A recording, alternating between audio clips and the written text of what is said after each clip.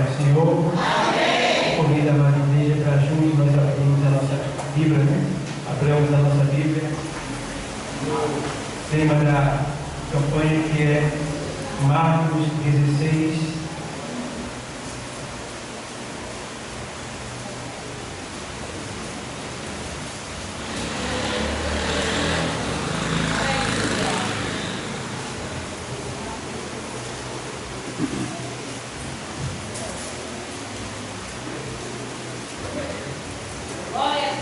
Glória a Deus.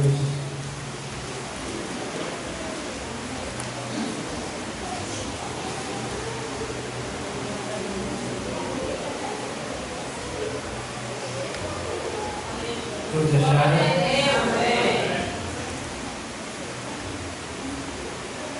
O texto sagrado diz,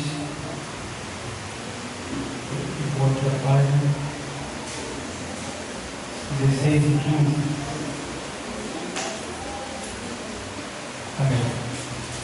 E disse-lhes: ide por todo o mundo, pregai o Evangelho a toda criatura. Vamos repetir o texto?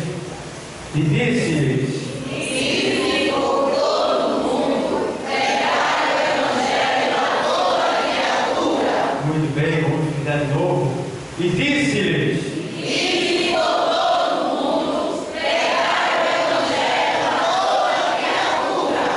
amém. É que poder sentar.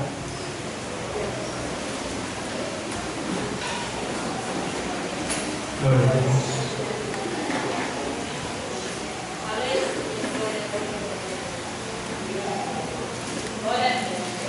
Amados, eu fui convidado a receber essa responsabilidade de trazer um estudo sobre esse tema nesta noite. Então, estudo é um tipo de ensinamento que a gente deve ter o máximo cuidado e explicar no mínimo detalhe, para que todos que estão ouvindo possam entender aquilo que está sendo ministrado.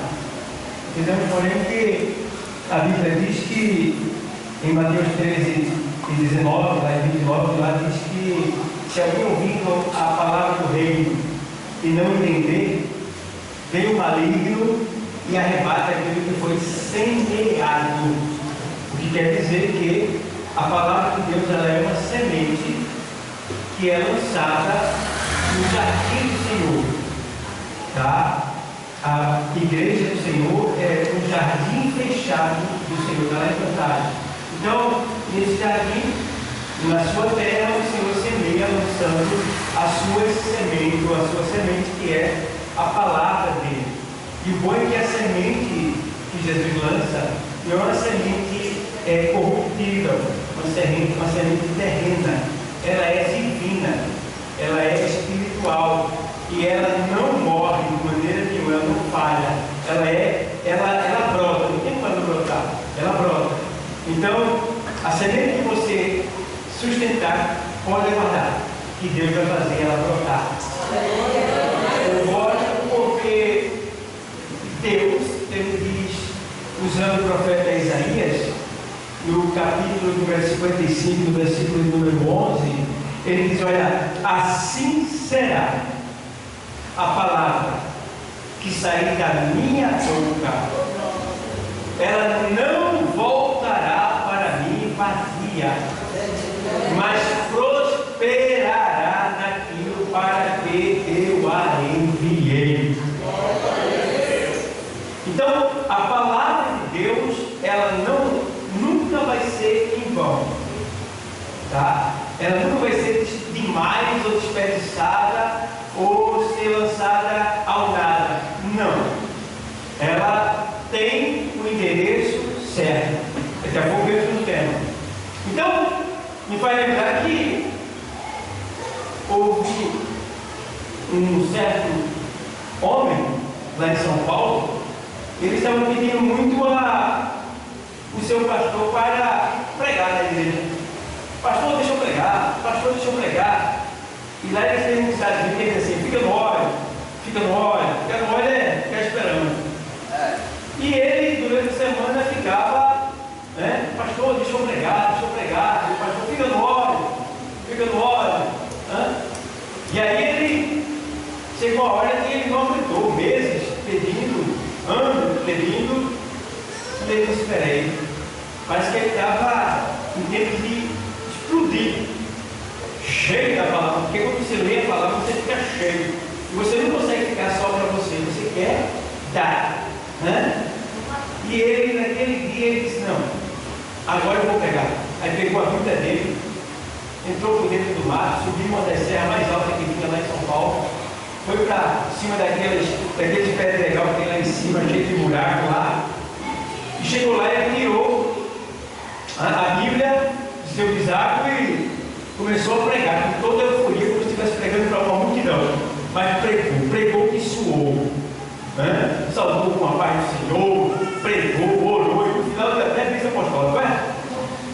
E ninguém estava lá, ninguém viu nada, e ele foi embora para casa, né? E no outro dia o culto acontece na igreja, e no final do culto, da ministração da palavra, chega um jovem, né? E ele vai até o pastor e diz: pastor, eu quero aceitar Jesus. Aí tirou 2 pistolas, botou em cima da mesa, e disse: pastor, é o seguinte, pastor, houve uma fuga em massa do presídio, e eu sou um dos que fugi do presídio. E eu ontem subi a serra e fiquei dentro da caverna lá. E eu estou aqui porque alguém foi lá, eu não sei quem, e pregou o evangelho e fez um convite. Não me viu, mas eu aceitei Jesus lá. Eu vim aqui confirmar que eu aceitei Jesus naquele lugar. Verdade, não é história não, verdade. Então você vê como Deus, Ele quer se utilizar de nós. Basta você se alimentar de Deus. Quando você se alimenta de Deus, se enche de Deus, Ele não deixa você no mesmo lugar. Ele começa a mover você para levar você aonde alguém está necessitado daquilo que Ele já deu para você. Entende bem? Então, eu fico feliz de saber disso, porque eu tenho vários testemunhos verídicos, verdades, que falam dessa maneira, que isso é bem claro, o resultado de pessoas que se converteram de maneiras que quem pregou nem imaginou jamais que estavam pregando daquela pessoa. E o que eu acho interessante é que nesse texto aqui, as irmãs focaram bem o ide e pregai. Sabendo, porém, que a nossa Bíblia ela foi traduzida do grego para o português. E as conjugações verbais do português não é a mesma do grego. Mas, graças a Deus, existe um princípio bíblico chamado hermenêutica. Diga comigo, hermenêutica. É a Bíblia explicando a própria Bíblia. Então, a Bíblia explica ela mesma. E aqui nesse texto, ide e pregai, no grego, Jesus não está dizendo ide e pregai. Ele está dizendo: vão e façam discípulos. Vão e façam discípulos. Aí a gente usa a hermenêutica bíblica justamente para comprovar isso, porque o Evangelho, ele é a biografia de Cristo. Quantos evangelhos existem? Alguns costumam dizer que existem 4 evangelhos. Não existe 4 evangelhos. Existe um evangelho com 4 visões, com 4 perfis. Entende bem? Só existe um evangelho, que é o evangelho de Cristo Jesus, visto de 4 perfis. Tá? Se você observar, quando o marginal vai preso, a polícia tem muito cuidado em gravar todo o perfil daquele marginal. E bate foto dele de frente, de lado, de costa, os 4 pontos, eles batem para ficar lá guardado o perfil completo daquele homem. Tá? Então, o Evangelho, ele é esse perfil de Jesus, com 4 visões. Tá? Sabendo, porém, que existem 3 evangelhos sinóticos. Sinótico quer dizer evangelhos que têm a mesma visão, que é Mateus, Marcos e Lucas. Esses 3 evangelhos, eles se coadunam, ou seja, eles se conectam. Ou seja, o que falta em um tem no outro, ao ponto de se completar e trazer a real revelação para nós, para que a gente não tenha dúvida. Tá? E existe um 4º evangelho, no caso, escrito por João, que é o evangelho escrito por João, que já tem uma outra visão, mais diferente. Até porque a gente entende que João, ele foi um homem que esteve muito com Cristo. Alguém costuma dizer que João era o discípulo amado de Cristo. Não, Cristo não faz acepção de pessoa. Jamais João vai ser o mais amado pelo Senhor. Não, mas João, eu posso dizer que ele foi o primeiro a mais amar o Senhor. Por quê? Enquanto todos iam para casa, João passava a noite com o mestre. Por isso que ele tinha uma intimidade com o mestre. Porque quem se aproxima mais do mestre, claro, vai ter mais revelação. Aleluia, E assim era com João. Entende? E aí a gente vê que o Evangelho é isso daí. Tá? É a biografia de Cristo. Tá? E o Evangelho é um nome que veio de um sentido pagão. Essa palavra Evangelho, que foi dada aos escritos dos apóstolos, ela surgiu em tempos antigos, antes de Cristo, quando se um quartel-general, eles enviavam soldados à guerra, e eles iam, mas sempre da guerra saía um mensageiro para levar a mensagem para o quartel-general.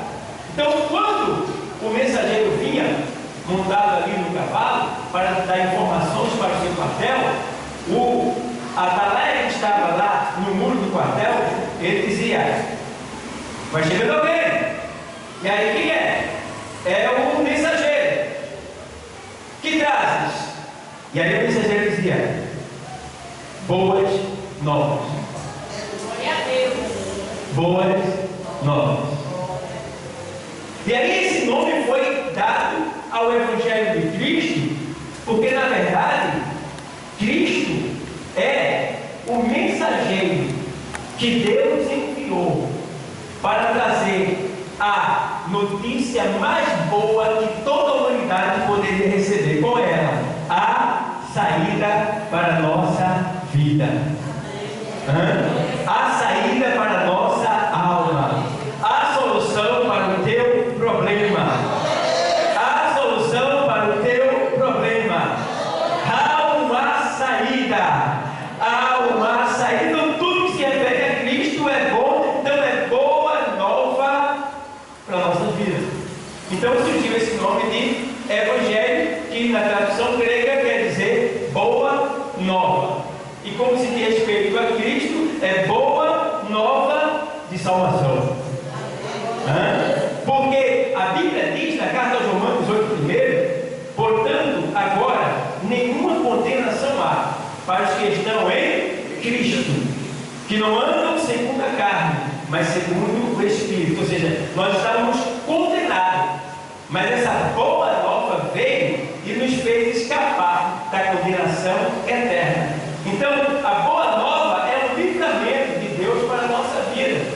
Tá? Então, eu gosto também que em Efésios 2, primeiro, ele diz assim: olha, e vos vivificou, estando vós mortos em ofensas e pecados, em que no outro tempo andaste segundo o curso desse mundo, segundo o Espírito que agora opera nos filhos da desobediência, nos quais todos nós antes andávamos, fazendo a vontade da carne, andando segundo nossos próprios pensamentos, mas o Senhor, Ele nos libertou, Ele nos salvou, Ele nos resgatou, Ele nos deu vida e vida com abundância. É uma coisa linda, irmão, o Evangelho é lindo, porque a gente vê que aqui Marcos, esse Evangelho escrito por Marcos aqui nesse livro que a gente leu, ele é o primeiro livro do Evangelho a ser escrito e distribuído naquele tempo. Porque quando Jesus foi assunto aos céus, o anjo disse: por que estás olhando para cima? Esse mesmo varão que viste subir, Jesus, ele voltará da mesma maneira que o viste subir. E aí os discípulos saíram correndo e anunciando que Jesus está. Jesus está. E eles começaram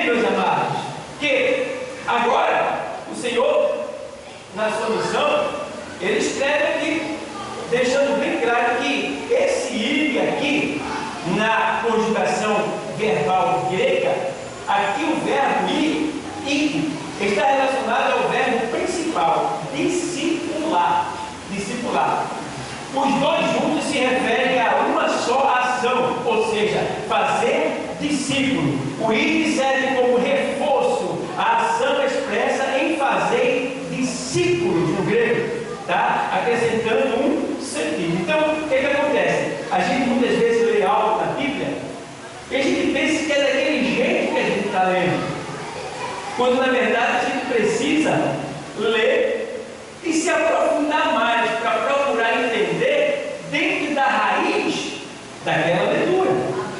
Porque nem tudo que você lê na Bíblia é no sentido literal aqui, é explicado com o nosso português, a nossa linguagem. Lembrando que ela foi traduzida do grego para o português. Então há uma diferença entre esses dois idiomas. Então, o que a gente vê muitas vezes? A gente vê, por exemplo, a Bíblia às vezes usa um termo dizendo assim: olha, o mancebo chegou diante do Senhor e disse: bom mestre, que farei para herdar a vida eterna? Mancebo? O que é mancebo? Mancebo, aí no idioma grego, na tradução quer dizer jovem, tá? E aí usa-se 4 conotações: mancebo, jovem, rapaz e moço, todos a mesma coisa. E aí você precisa descobrir para poder entender e também explicar, porque você não lê só para você. No que diz respeito às coisas de Deus, você lê só para você, para depois dar para os outros, tá? Muitas coisas que a gente lê que não é da maneira que a gente está lendo. Por exemplo, a gente vê que a Bíblia diz que o Senhor foi crucificado e enfiaram cravo ali, né? Então eles fixaram a sua mão. E aí a gente entende aqui, por exemplo, vem cá, pastor Gregório, por favor. Por exemplo, aí no grego, faça assim, pastor. No grego, mão, ou seja, no português, mão é isso aqui. Tá achado? Mão é isso aqui. Para nós, mão é isso aqui. Tá? Mas no grego, aponta para lá agora. No grego, mão vai daqui até aqui o cotovelo.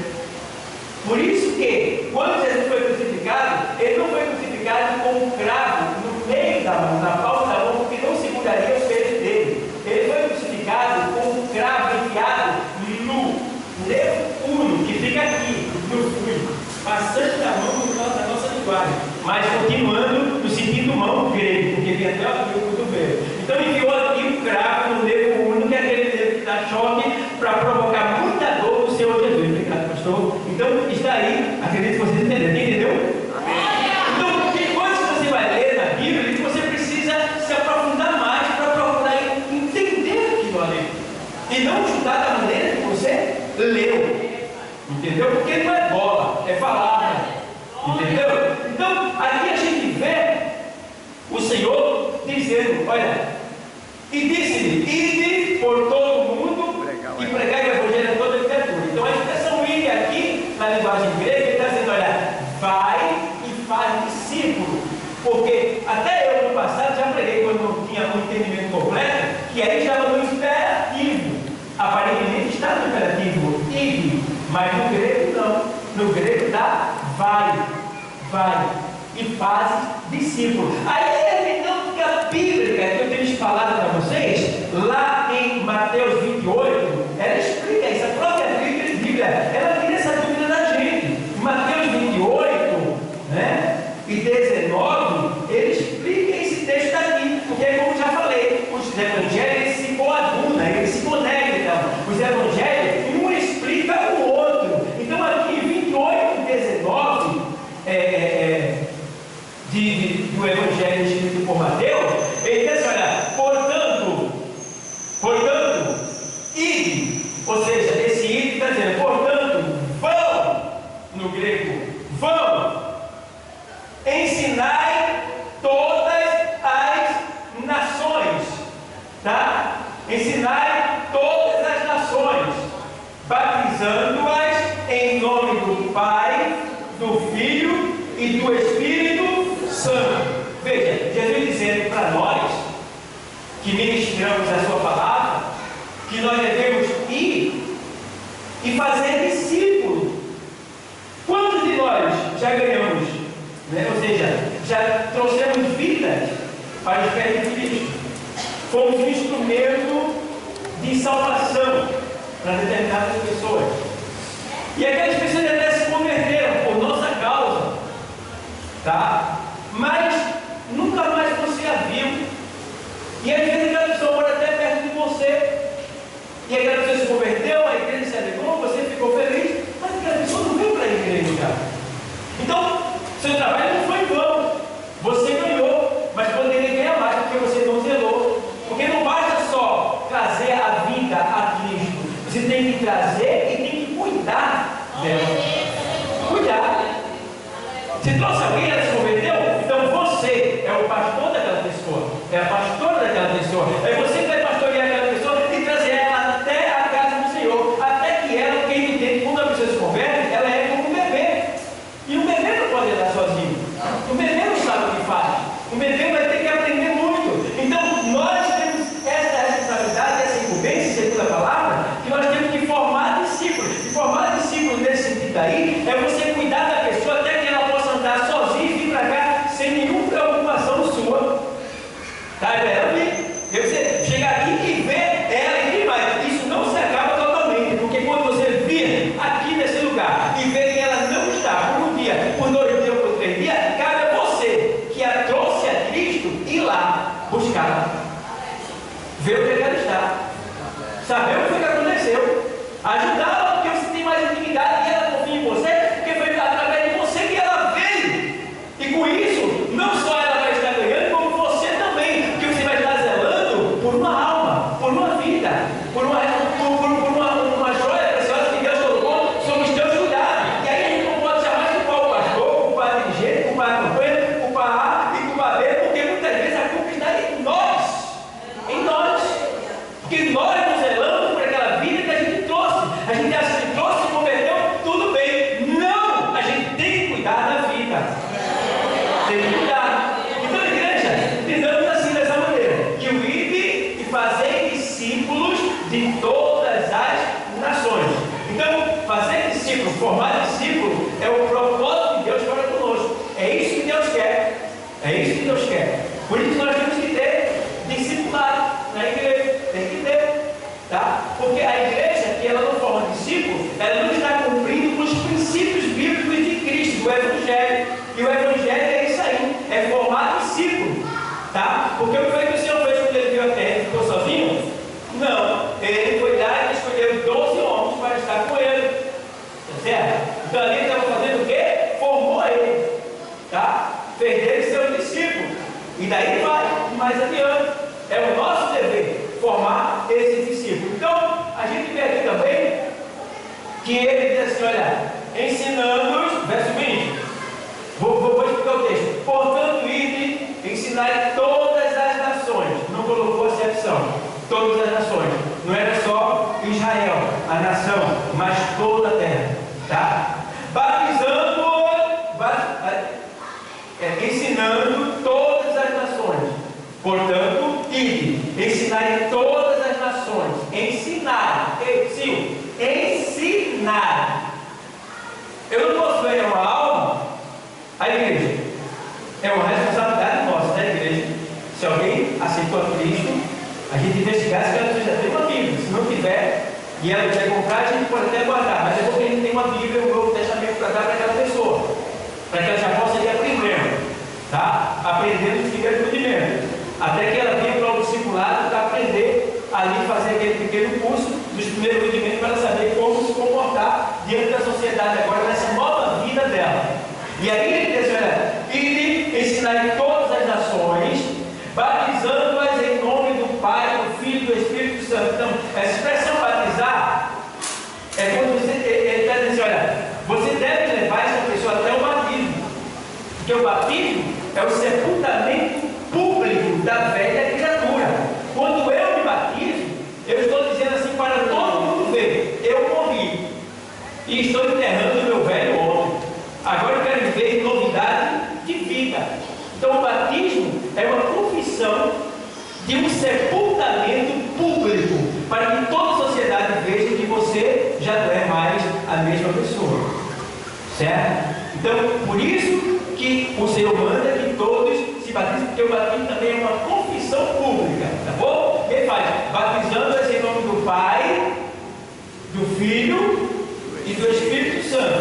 santidade santa. E ele diz assim, olha, ensinando-as a guardar todas as coisas que eu vos tenho o quê? Mandado. A gente precisa ensinar as pessoas a guardar, né? Porque quando a gente guarda, a gente se torna vencedor.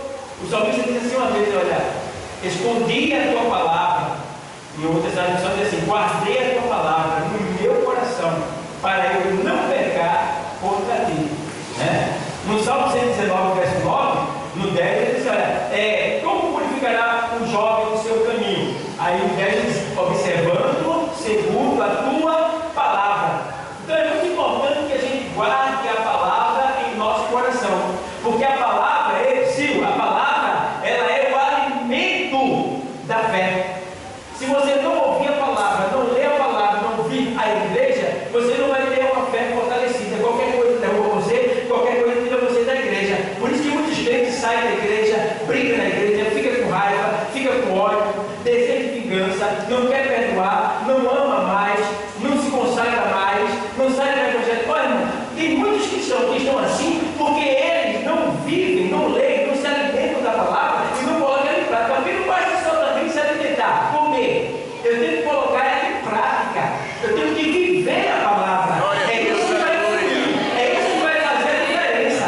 Está entendendo? E aí, ó, a Bíblia tem lá na segunda carta a Timóteo 2:15, quando ele diz assim, olha, procura apresentar-vos a Deus, aprovados, né? Como obreiro que não tem do que se envergonhar e que maneja bem a palavra da verdade. Então, manejar bem a palavra da verdade, e ele não tem que se apresentar diante de Deus, como obreiro que não tem do que se envergonhar. É como se Deus estivesse dizendo assim, olha, tem vergonha na cara, olha, tem vergonha na cara, tira a breita, começa a ler a Bíblia, porque eu quero me usar. Então, a gente precisa ter esse cuidado, ter esse dedo, igreja. Então, olhando aqui, eu vejo que o Senhor, Ele está, de certa maneira, querendo introduzir em nós um desejo intenso de zelar por esse Evangelho, de levar esse Evangelho adiante, e não só levar, mas também cuidar daqueles que aderirem a esse Evangelho, tá? E não se envergonhar. Porque o que acontece? Às vezes tem pessoas que é crente 007. O crente 007 é aquele crente, ele é um crente secreto, ninguém sabe que ele é crente. Ele trabalha na empresa calado, não fala de Jesus, não fala de nada, e está ali. Ele não fala de Jesus, tá? Ele não louva o hino, ele não anda com a Bíblia na sua bolsa, ele não lê. Então, é aquele crente secreto, é o crente que tem vergonha de dizer de quem ele é. Então, esse crente é difícil, porque Paulo diz na sua carta aos Romanos, capítulo 1 e verso de número 16, ele diz, olha, porque não me envergonho do Evangelho de Cristo Jesus. Ele disse, claro, eu não me envergonho do Evangelho, porque o Evangelho é o poder de Deus para a salvação de todo aquele que crê. Então, o Evangelho não é uma religião. O Evangelho não é religião. Alguém deve dizer você, é a religião dos crentes. Não, você não é da religião dos crentes. Tá? Você não é da religião dos evangélicos. Tá? Você é servo de Deus Altíssimo. E o outro ponto é, se existir uma religião, porque tem muitos por aí, mas se existir uma religião que leva o nome a Deus, a única religião verdadeira é essa, Jesus Cristo. Porque ele disse, eu sou o caminho, a verdade e a vida. E ninguém vem ao Pai senão por mim. Então a religião fala de Jesus, mas não consegue ligar o homem a Deus. Não consegue. Tá? Então, se existe uma religião perfeita e correta, é Jesus. E aí Paulo diz, olha, eu não me envergonho do Evangelho, porque ele é o poder de Deus para a salvação de todo aquele que crê. Então, eu não sigo uma religião, eu sigo o Evangelho, a Cristo, que é o poder de Deus para a salvação de todo aquele que crê. E aí ele vê que evangelizar é muito importante. E evangelizar nos dá bênção, traz bênção para a nossa vida. Não pense que você vai evangelizar e não vai ganhar nada. Vou evangelizar porque o pastor está chamando, está falando que deve. Não. Você deve sentir isso dentro de você, esse desejo. Se você não sente, você tem que pedir. Porque se você não está sentindo esse desejo, é porque você não está convertido completamente. Você não está vivendo o amor de Deus dentro de você. Porque qual é o amor de Deus? É a salvação de toda a humanidade. Que Deus quer que todos os homens tenham o conhecimento da verdade e sejam salvos. Então, Deus sente esse desejo de que a humanidade seja salva. Mas Ele conta com quem? Conosco. Ele conta com cada um de nós. Porque foi a nós que Ele entregou essa incumbência de levar essa palavra aos perdidos pecadores. E aí a gente vê que em Provérbios 24 e 11, o Evangelho introduzido no livro de Provérbios, né, é o Evangelho. Porque Jesus, Ele é a palavra de Deus. Jesus, Ele é a palavra de Deus. E a palavra de Deus, ela, no caso, aqui, Provérbio 24 e 11. Tem que coisa linda esse texto aqui para a gente aprender que foi incumbido a nós, foi dado a nós essa incumbência da responsabilidade.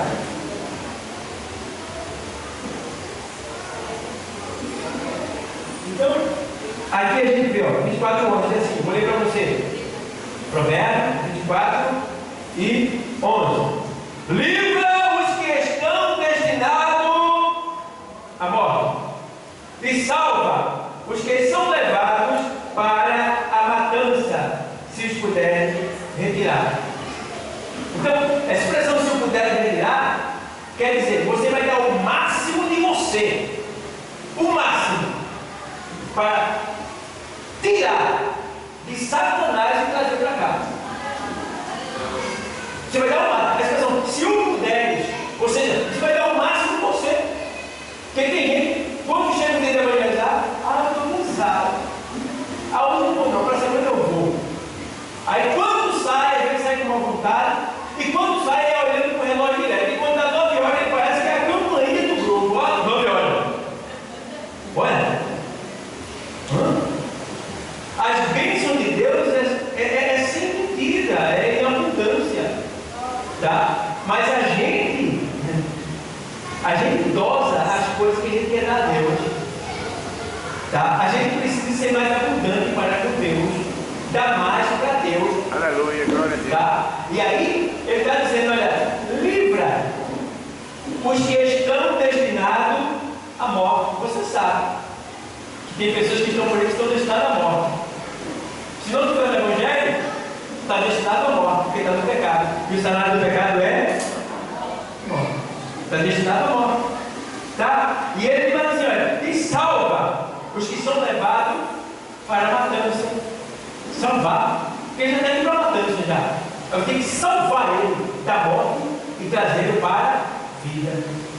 Então, cabe você se esforçar o máximo para ir buscar essa vida. Se você observar aqui, desse áudio aqui, que lá na Guabiaba, a gente sai da campanha, quando a gente sobe lá aquele degrau escuro lá, muitas vezes já preguei para grupos no escuro que não estava vendo ninguém.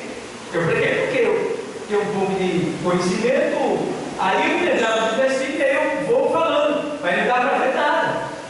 E levando fumaça na cara, quase doidão lá. Aí chega outro reclama, papai, aí o pastor está pregando, eu estou quase tonto. Ele baixa muito, eu sinto que minha filha veio perturbada já. Eu não gosto desse negócio de fumaça. E aí, meu irmão, a gente leva. E muitas pessoas, eu vi quantas pessoas que foram lá. Ei, pastor, diga meu amigo, tudo bem? Sou eu não. Sou pregou uma Bíblia em cima da minha, vai para a Bíblia? Tá tudo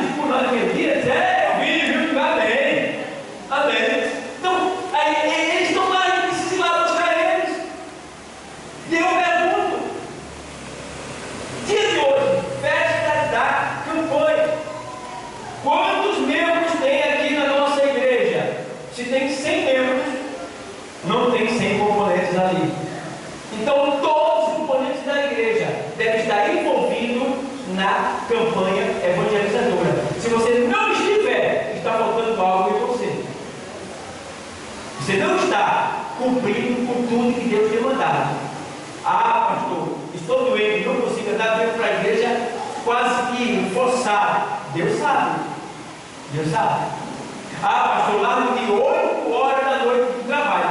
Deus está vendo. Mas se tu estiver em casa, meu irmão, enquanto os soldados estão indo buscar vidas, e outras vidas deixando de ser alcançadas por ti, e indo para o lago de fogo por tua causa, quando ela poderia ter sido alcançada por uma palavra que Deus já deu para você aqui. Então, ai de ti. Aí vem um processo. E é perigoso. Me lembro de um pastor presbiteriano aqui de Recife. Ele tinha mais ou menos 30 anos de idade. Ele agora está com 96 anos. E ele ia passando lá no lago aquela igreja ali que fica na pracinha ali, da Vila Barreira. Lá no Pedro, de cá. Pátio Sobeiro. Não, Pátio Sobeiro? Não, Pátio Sobeiro não. Vai pra cá. Pronto. Esse nome aí. Vocês sabem onde é ali no centro. No começo da Camelódia. E ele passou ali quando ele saiu da igreja, mais ou menos às 10 horas. Ele passou. E ali tinha muita prostituta. Muita prostituta. E uma daquelas prostitutas disse, ele tinha uns 36 anos mais ou menos. E ele, pastor, me deu uma palavra. Me deu uma palavra, pastor. Ele disse, não, minha filha, amanhã você vai na igreja e eu lhe dou uma palavra. Ele disse, não, pastor, eu quero agora essa palavra. Eu queria que o senhor me desse uma palavra agora. Ele disse, agora não, vai lá amanhã. Ele foi para casa. E ele chegou em casa, tomou banho, deitou-se com a esposa e mais algumas horas depois ele começou a ligar para lá, ligar para cá, ligar para lá, ligar para cá, e Deus cobrando dele. E a esposa, o que foi? Ele disse, rapaz, eu acho que eu sei o que foi. É porque eu passei em tal lugar, não achei que convinha eu parar ali, porque era um lugar prostíbulo, e eu não dei uma palavra, e eu preciso voltar lá para dar uma palavra a essa menina que me pediu, essa prostituta. E aí a mulher disse, vocês vão, né? Se perguntar e foram. Aí quando chegou lá, aí ele foi lá e falou com uma outra companheira dela que estava lá, que estava com os olhos cheios de lágrimas, né? E ele disse, olha, você viu aquela moça que estava aqui com roupa tal, e você sabe onde ela está?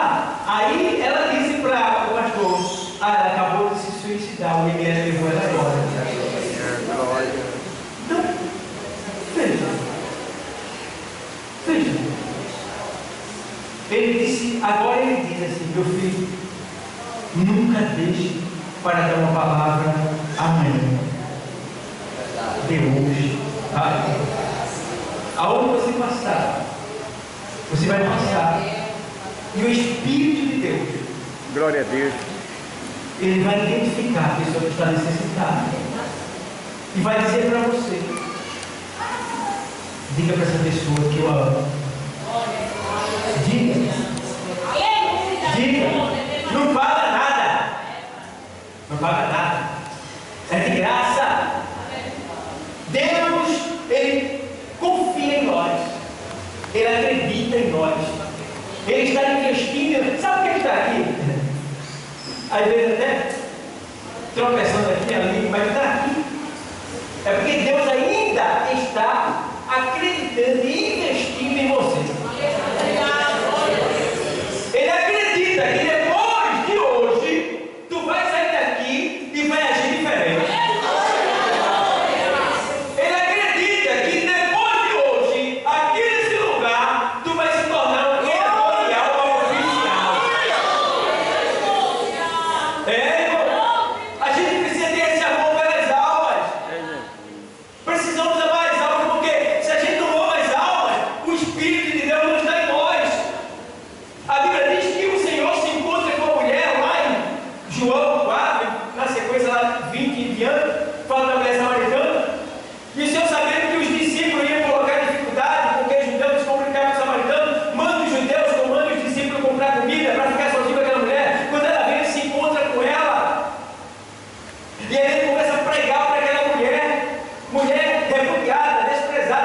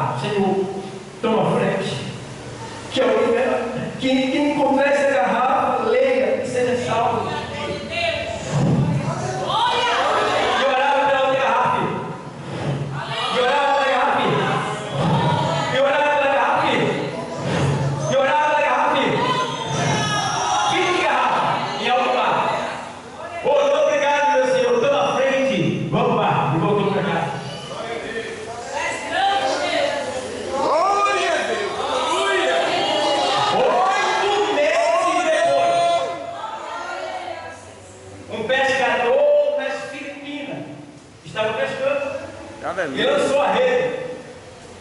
E quando ele lançou a rede, ele puxou, veio uma garrafa.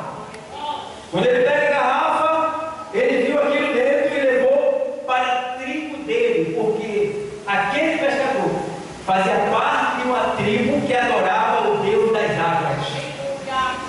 E aquele pescador disse: o Deus das águas quer falar com a gente. E levou para a aldeia. Chegando lá, a tribo abriu, mas não compreendeu e mandou procurar alguém que pudesse interpretar, que era inglês. E tinha um missionário daquela localidade que já fazia 5 anos não tinha ganhado ninguém para Jesus. Que luta! Acharam ele. Aí trouxeram ele. E aí, quando ele pega lá, foi dele. Aí ele começa a ler para a tribo, dizendo que aquele dali era uma mensagem do Deus Todo-Poderoso, que fez os céus e a terra, que criou o mar, e que deu ordem para que o mar não traspassasse o seu limite, e que deu as fontes de água, e que deu sabor às águas, e que fez assim, e que fez assim, e que fez assim, e que fez assim, e que fez assim. Daqui a pouco a tribo estava toda de joelho, dizendo: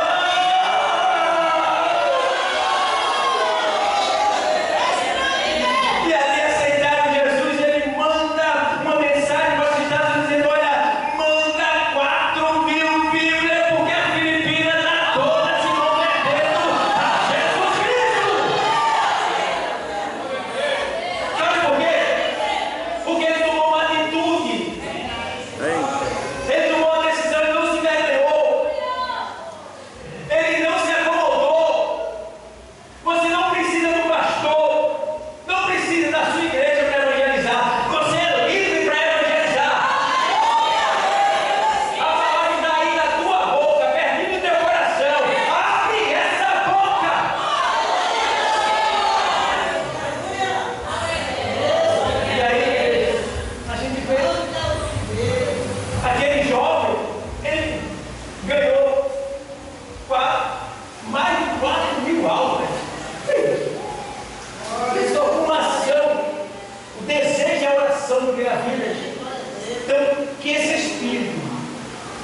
venha sobre nós. Que a gente possa ter a abundância desse Espírito, para que a gente possa assim também atrair vidas para Cristo. E olha, a gente vê que aqui no livro ainda da primeira carta aos Coríntios 9, primeira carta aos Coríntios, ainda falando do Evangelho, o Senhor, ele diz exatamente assim. Vou ler para você. Primeira carta aos Coríntios 9 e 16. Porque se anuncio o Evangelho, não tenho de que me gloriar. Não tenho de que me gloriar. Porque me imposta essa obrigação. E ai de mim, se não anunciar o Evangelho. E o apóstolo Paulo, ele está dizendo, ai de mim. Essa expressão ai é juízo. E é juízo de morte. Tá? Existe os ai da Bíblia. Primeiro ai foi o Éden, quando Adão caiu. Segundo ai foi na cruz, quando Jesus morreu. E o terceiro ai vai ser agora no Apocalipse. Então, quando Paulo diz, olha, ai de mim, se não evangelizar, porque me é imposta essa obrigação. O que é obrigação? É algo que eu não posso deixar de fazer. É algo vital para a minha vida de cristão. É buscar as vidas perdidas. Porque se a igreja está na terra, é porque ainda falta algumas almas a serem agregadas a esse aprisco. E é por isso que o Senhor ainda não veio. E a gente precisa entender que se a gente não tivesse desejo, não for evangelizar, não for buscar as almas para Cristo, Cristo vai agir na nossa vida. Vai agir. E antes que Ele age na tua vida para que você se desperte para buscar as vidas para a igreja, Ele está dizendo aqui hoje, vamos ver o exemplo. Vamos ver o exemplo de alguém, Jonas. Vamos lá para o livro de Jonas, capítulo de número 3, versículo número 1. Olha o que é que diz aqui, ó. 3, 1 a 3. E veio a palavra do Senhor, segunda vez a Jonas, dizendo: levanta-te e vai à grande cidade de Nínive, e prega contra ela a pregação que eu te disse. Jonas, vai lá, Jonas, porque o Senhor chamou Jonas, profeta do Senhor, para pregar contra a cidade de Nínive, contra o pecado da cidade de Nínive. Porque Nínive era um grande império, o poderoso, mais poderoso império daquela época. Nínive estava destruindo todas as nações, e Nínive ia subir contra Israel para destruir Israel. E Nínive, quando ele entrava na nação, ele pegava as mulheres, estuprava as mulheres, pegava os homens, matava, torava a cabeça e colocava pendurado como troféu. Outros homens ele empalhava. Empalhava quer dizer, colocava produto para ele ficar duro, feito estava. Era um povo perverso, torturadores, o povo de Nínive. E Deus imaginou, Jonas, vai lá e prega para ele, diz para eles que se ele não se converter, eu vou queimar, eu vou acabar com tudo ali com fogo, se ele não se converter. Aí Jonas disse, eu queria o quê? Rapaz, eles não virem destruindo tudo. Se eu pregar, eles se convertem e Deus salva ele. E aí ele se ferra. Tá? Mas se eu não pregar, Deus mata tudo. Vê só. Aí vou pregar não. Patriotismo e foge. Mas Deus fugir de mim. Se eu disse para tu que era para levar para lá, tu quer fugir de mim? Peraí, tu disse para mim que ia. Eu te chamei, tu és meu. Então tu vai ter que fazer a minha vontade. Tu és meu, tu vai ter que obedecer a ele. Ou tu obedece. Não tem meu filho. Se é dele, ele manda em você. Então não tem como fugir, não tem como escapar. Só que tu serve. Eu não sou mais teu não. Quero mais nada contigo não. Vou viajar para o inferno.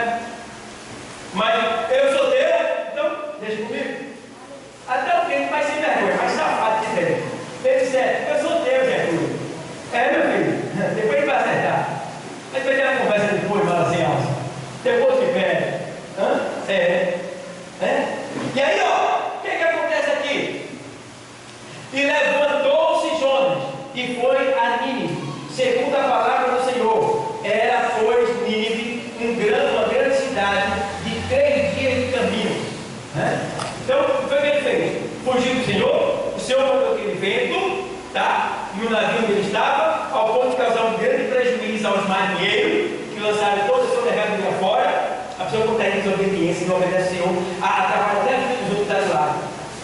Atrapalha, dá prejuízo. Um crente afastado é uma tristeza, irmão. Ele traz atraso. Infelizmente, essa é a verdade.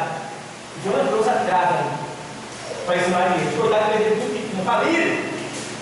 Quando vieram descobrir, já era tarde, tinha perdido tudo. Quando perderam a vida, porque Deus foi misericordioso. E aí, lançam Jonas no mar, né? Deus dá ordem para o olho de peixe, pega ela, ele e leva. De lá, ele clama, e o peixe vem e lança ele em terra. Não foi em Nínive. O peixe vomitou Jonas em Nínive. Em Nínive não tem mar. Em Nínive não tem mar. Tá? Vomitou 500 quilômetros aproximadamente de Nínive. 3 dias de andança. Tá? Então Deus dá ordem ao peixe, o peixe vai e lança Jonas na terra, na beira-mar. E lá ele se levanta para ir para Nínive. E aí o Senhor dá ordem, agora vai lá e prega. Eu te mandei? Depois que ele passou pelo processo, foi que obedeceu. Mas quem passa pelo processo, tá? E ele obedece, mas assim mesmo no coração dele, ele está reclamando, ele está achando ruim. É como se ele tivesse que fazer a pulso, foi Jonas. Jonas foi assim. Tá bom, eu vou. Mas vou pregar no jeito que ninguém vai se converter.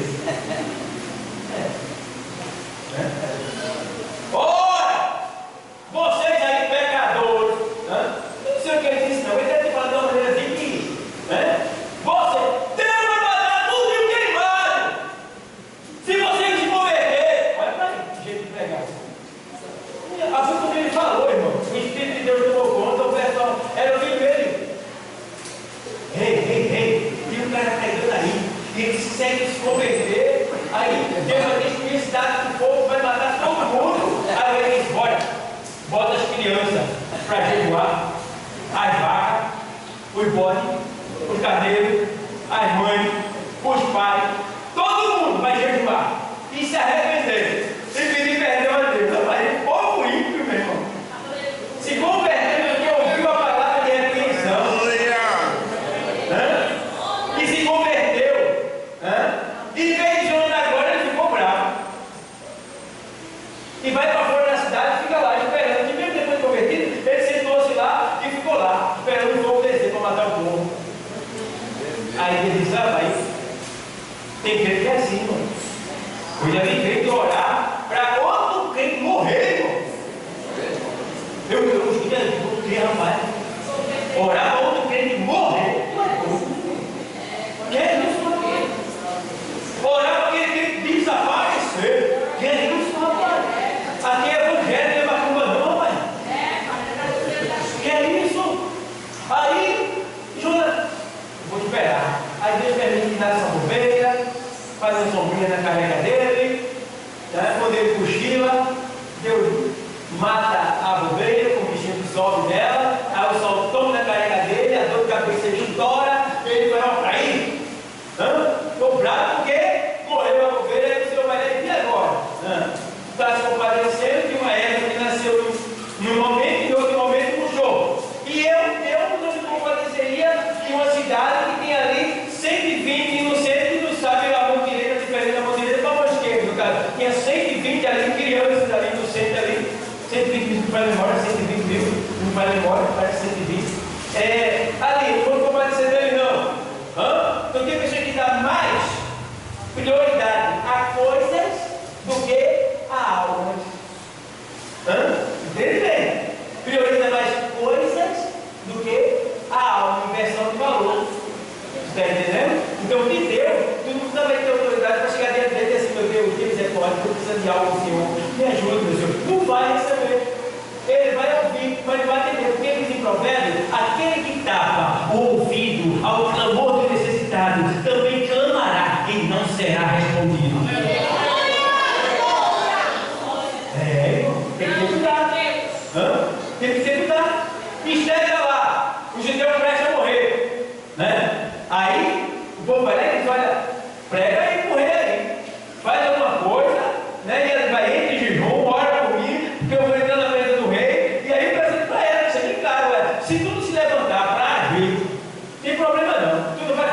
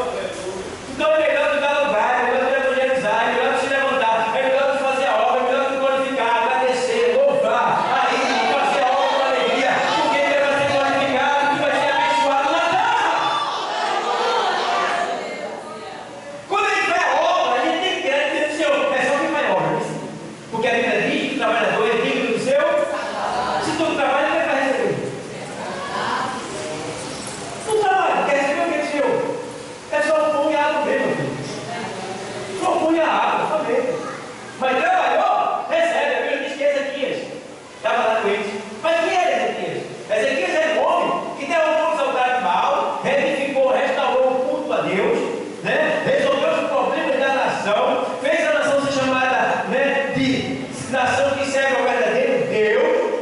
E quando chega a certo ponto, ele adoece. E quando ele adoece, ele está lá na cama do seu palácio. E aí chega quem? Isaías. Eu vim aqui em nome do Senhor. Ó, eu fiz a obra. Fiz tudo que agrada a Deus. Estou doente. O profeta chegou, você curado. Você curado. Aí o profeta diz: olha, assim diz o Senhor, arruma a tua casa, porque certamente tu vai morrer. Mas peraí, Deus. Meu Deus. Senhor, tu lembra, Senhor? Tu lembra, Senhor, que eu apareci no fim descer da cama? Virou para ele: Senhor, tu lembra, Senhor? Olha, Senhor, eu queria dizer toda a nação. Eu derrubei os altares de Baal, tem Satanás para correr nessa nação. Eu verifiquei que restaurei o culto ao Senhor. Essa nação agora é chamada pelo Deus, o Deus verdadeiro. Ô Senhor, eu fiz tudo isso aí, ô Senhor, o que ele der agora de mim? Aí Deus vai dizer: realmente, tu fez tudo isso mesmo. Tu tem crédito aqui. Tu tem crédito aqui. Porque tu tem crédito aqui, eu vou te ouvir. E ouviu Ezequiel. Disse: volta lá, Isaías, e diz para ele que eu vou curar ele. Eu vou dar mais 15 anos de vida a ele. Por quê? Porque ele tem crédito com Deus. Quem faz a obra, irmão, tem crédito com Deus. Porque ele diz: Senhor, tu lembra, Senhor, que eu fiz isto? Tu lembra, Senhor, que eu fiz isto? Deus entendeu a situação que ele estava. E não entendeu aqui como se ele passando na cara, mas um pedido angustiado, ele queria viver mais. Tá? E ele diz: tu lembra, Senhor, que eu fiz assim, para te glorificar? E você, quando pelo processo, se isso acontecer, você vai dizer para Deus: se lembra do quê? Se lembra, Deus, que meus irmãos estavam evangelizando, eu estava lá no WhatsApp. Tu se lembra, Deus, que meus irmãos estavam lá na consagração, eu estava lá no Instagram. Tu se lembra, Deus, que meus irmãos estavam lá chorando para ganhar as almas lá para Cristo? E eu estava lá na novela das 7, na novela das 8. Tu lembra, Deus? Eu estava no Soneca Só, conversando com minhas amigas. Tu lembra, Deus? Aí o Senhor disse: eu lembro, rapaz. Eu estou lembrando que eu esqueci de ter feito descer a conta, que já está descida há muito tempo. Porque vem assim, só está trabalhando.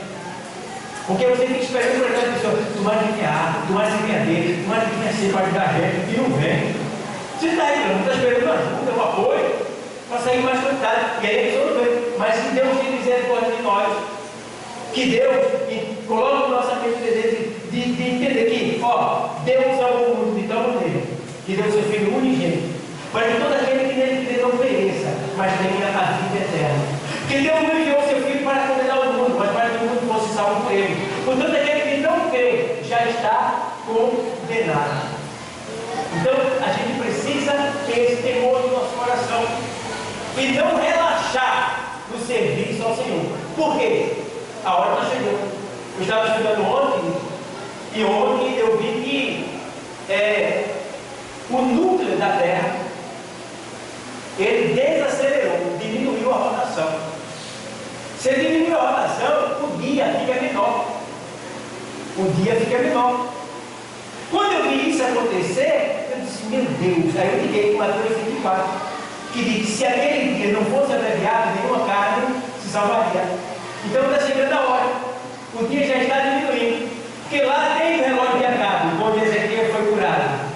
E quando Josué disse para o sol parar, que não é o sol que para, é a terra que roda. Ele disse: para, Deus teve que ligar a terra. Juntando o sol que ele mandou parar e o relógio de Acabe, que ele concedeu, ficou faltando nas 24 horas 3 minutos e 59 décimo segundo, negócio assim. Então está faltando, resumindo a história, está faltando 4 minutos, né? 4 minutos no dia. E agora, na medida que vai desacelerando mais o globo, o núcleo da Terra, esse dia vai diminuir. Já é Deus começando a abreviar. E o que eu também ouvi que o Sol, ele já está superaquecendo, há muito tempo que ele está, mas ele está ficando mais forte. Você veja o calor que está.